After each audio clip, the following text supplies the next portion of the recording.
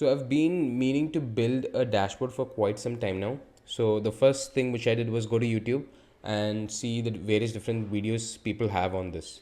But the one commonality which I found out was that most of the dashboards were very stale, meaning they were not dynamic in nature. The data was not getting updated in real time.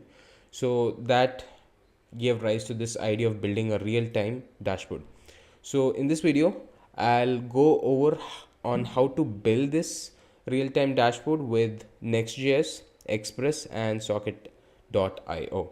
So let's begin by going over the code. In our VS Code right here, I have a mono repo called real-time dashboard, and in that we have a backend folder and a real-time dashboard front-end folder. So in the backend folder, we have an Express application running, and in the real-time dashboard front-end, we have a Next.js application running here. In addition to that, we have a terminal here which has two instances, one for the backend which is running Express and one for the front-end which runs the next application. So let's start off with the backend. So let me go to the package.json file, right? So this uses the same template which I used for my one of the previous videos which we had created, which was a face detection system. So it uses the same template, and the most relevant packages for this project, the dashboard, is the cron package to run a specific task after every duration of time. So for that we need a cron package, and of course socket.io to send the data so that our front end keeps receiving that data. So that's probably the two most important packages in addition to the generic packages that is required for Express, right? So that's it. We are using model.js and we are also using TypeScript here. So you can just npm i this and you should get all the necessary packages. So let's start off with index.ts, which is kind of like the heart of our Express application. So in here we create an Express application, and this is where it differs a bit, because whenever you're using socket.io, if I go to Mozilla right here, this is npm for socket.io. They go over on how to actually create socket.io for our Express application. So they're using common.js, we are using module.js, that's why it's slightly different. So we create a server, give mention the cores here, which is our front end, which is running on localhost 3000, and then we have this transport configuration. So here we mention what kind of rule that our sockets will follow. So there are two, I've put in two, which is WebSockets and polling. So I've already created a video on what socket.io, like how do you use it, so you can check that out. I'll link that below. But what this means is WebSocket generally establishes a connection between the server and the client, so both can communicate with each other.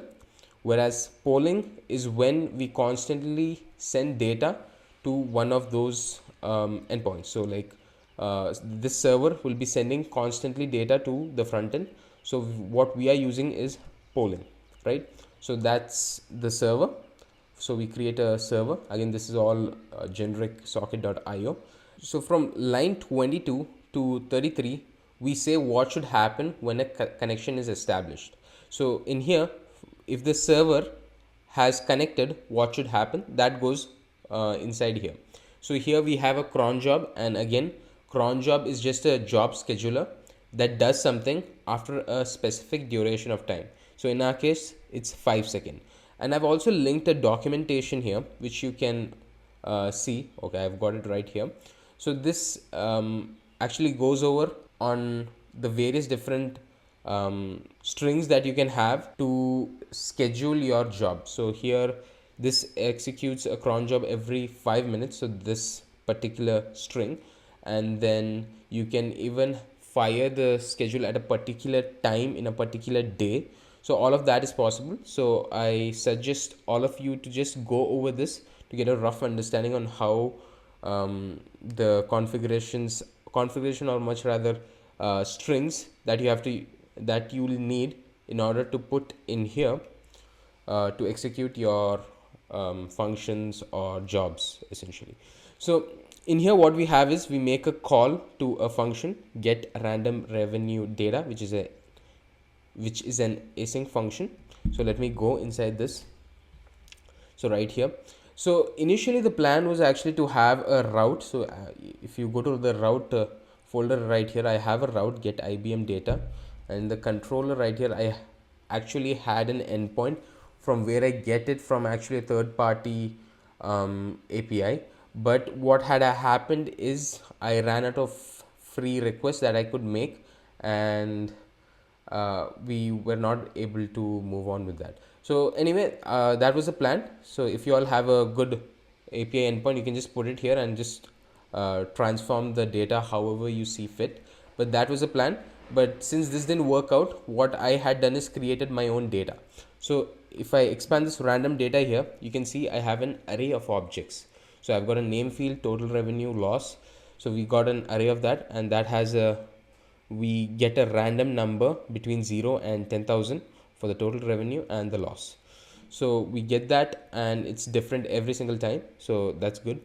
So this is an array of those objects, and we create a promise, and inside the promise what we do is we calculate the profit, which is total revenue minus the loss for each of those objects, and we just spread that object and append the profit to it. We then return it, and then only if random data exists. So in our case, because this is what I have defined, it will always be there. But if you are making a third party request, you better check it out, you better put an if condition, and only if it exists you resolve it, else you reject it with whatever error message you would like. So one of the question which you would ask me is, why did you put the random data in the same function, and why not put it in a constants file right here? So here, so let me just show you why that is. So if I console log out the random data here, random data, and for some of you all this might not be something this might be something which you already know, but for some of you all you might not know this. So now you can see every 5 seconds there's a function being called, and I'm console logging out that random data, and you can see it's different every single time here. You will check out the first row, total revenue 1007, 8257, 4232. So now what happens if I actually let's cut this here, put it in our constant, let's export it. Now let me show you what happens, and let me import this from there. So I'll just import it. Now if I save it, you will see what happens. The data now is okay, it's again restarted. Okay, cool. So now you can see the data is always the same, 2679, 2679, 2679, 2679. So this is because when we create a constant or any data type, whether it's primitive or an object, we allocate memory to it. So when we allocate memory to it and we put it in a separate file, say constants, what happens is whenever this function is triggered, it goes over to that random data which is already created, and it picks it up from there and uses it however it is defined here. So then every single time the data is the same, because once it has been initialized it never changes, and it just points to that memory allocation. So the difference is when we put the random data in the same file. So if I take this now, if I take this and put it right here again, remove the export, take this as well. Okay, now we have no errors. Let me save everything. So now what happens is each time this function is triggered, this random data is reinitialized and it is created once again. So now we have the values inside the object is different every single time. So that is one of the reasons why we tend to put things that never change in a constants file, so that whenever we want to use that, we can just use it without wasting precious memory resources. So that's one thing to keep in mind. Let me remove the console log. So yeah, so I believe I've already explained this. I went on a long tangent there. If you already knew that, I'm sorry, but for some people, they might not know that. That's why I told it. So anyway, so once we get the data, what we do is socket.emit. We have an event called time here. So the front end, which is our real-time dashboard front end, will be listening to this particular event called time, and we send that data to it. So that's what this does, and we just say we start the cron job, and it should execute it every 5 seconds. Then we also mention an event when what should happen when it disconnects. When it disconnects, we stop the cron job, and here we listen to port 4000. And yeah, so that's it for the backend. It's nothing much. It's quite simple.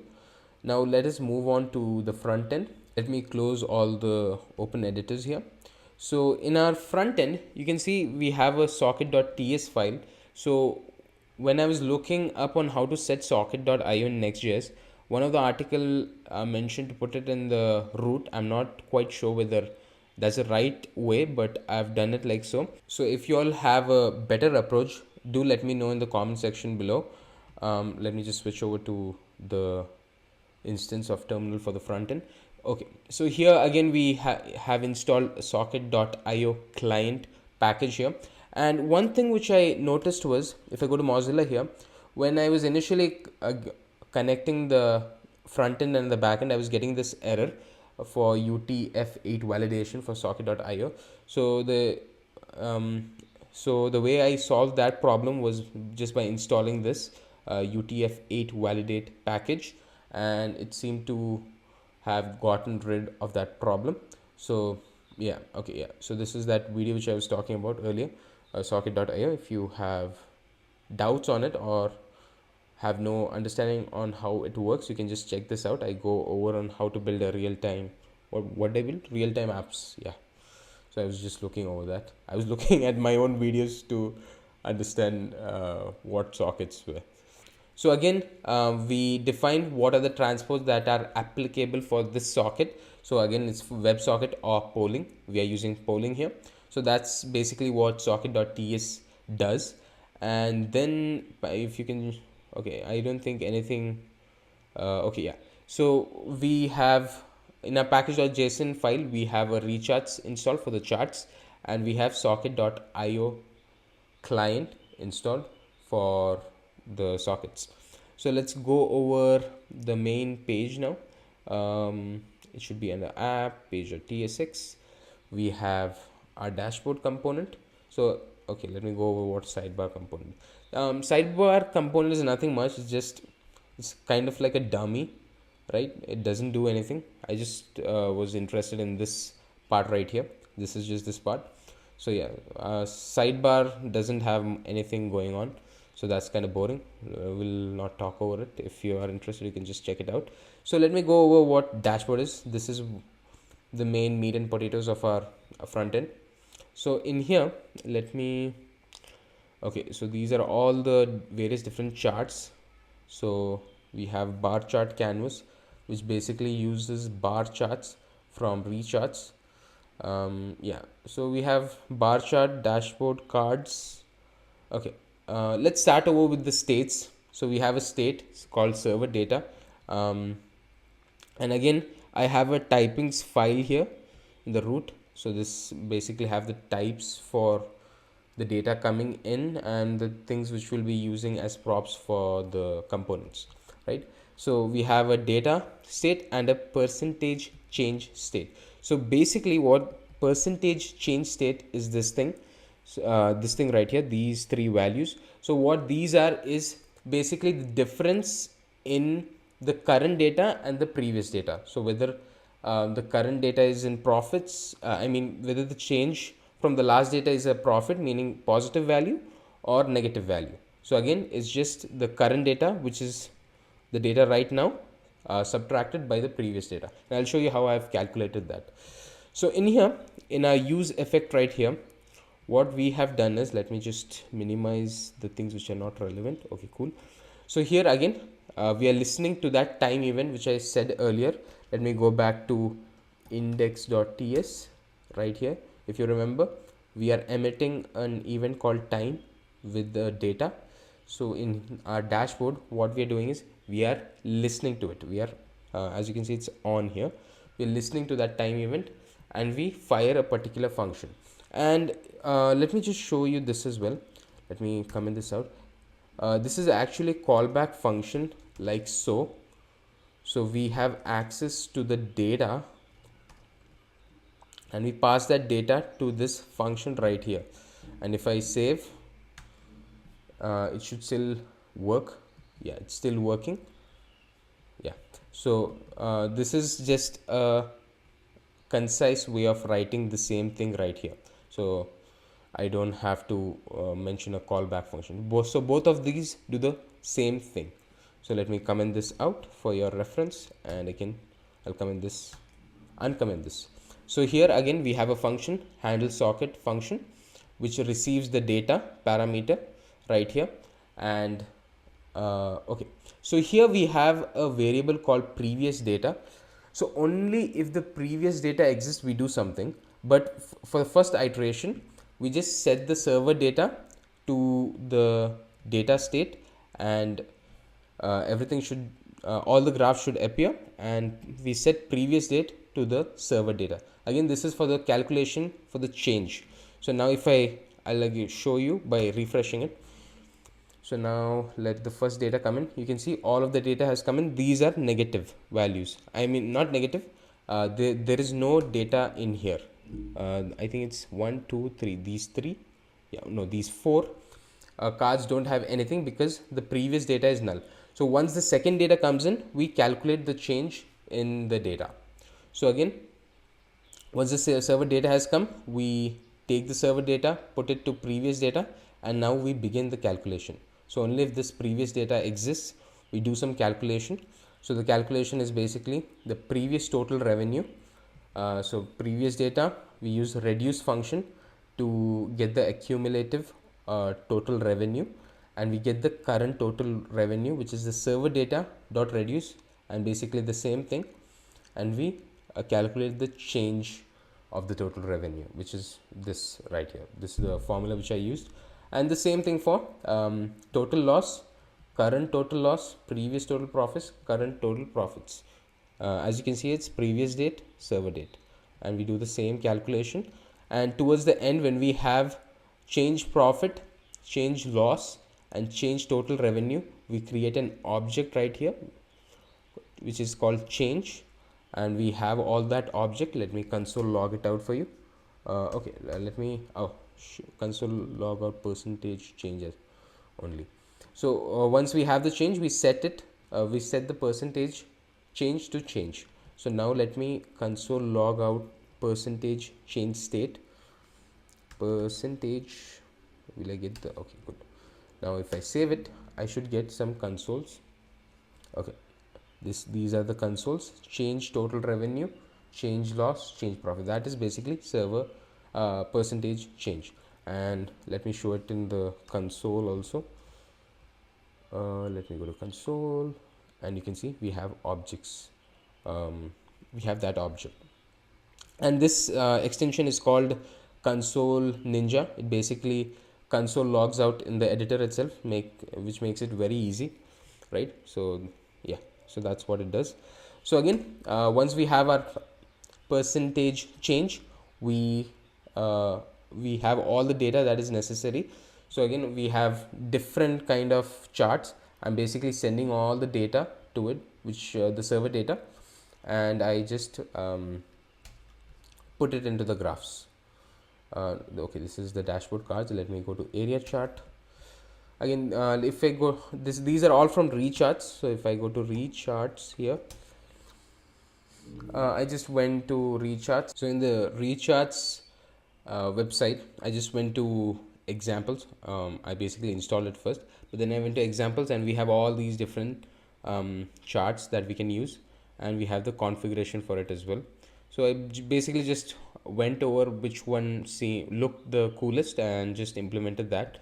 So yeah, so I think we have if I go here, 1 2 3 4, we have 4 different charts, and we just pass in the data, and make sure we give the appropriate key which is coming in the data. So in our case, the x-axis should have the name key. So if I go to index.ts, inside get random data, and we have this name key which is bhr, so the x-axis will have that.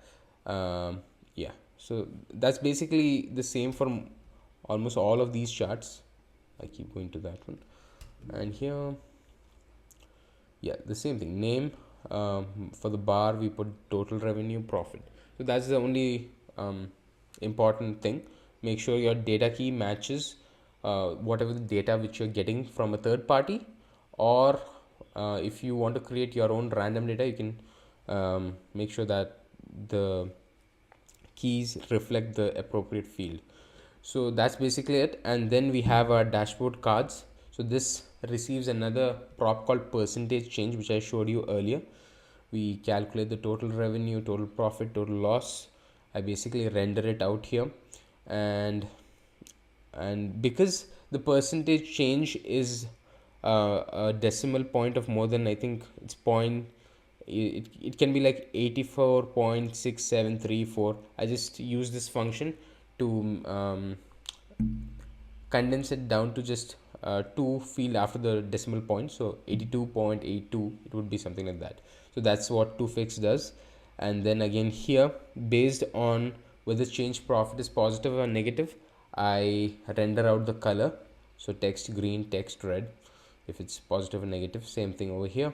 And this is the logic for that arrow, which you can see here. You can see here, I didn't install any React icons or anything. It was just HTML. Okay, see, you can see the losses now. It shows a down arrow. So that's basically what this does. Yeah, so that's basically it. Nothing much going on here. It's just simple if else condition inside the JSX. So that's basically it. And if you all have any doubts, do let me know in the comment section below. I'll help you all out if I know how to solve it. And yeah, that's it. Hopefully you derive some value from this. Thanks for watching. See you next time.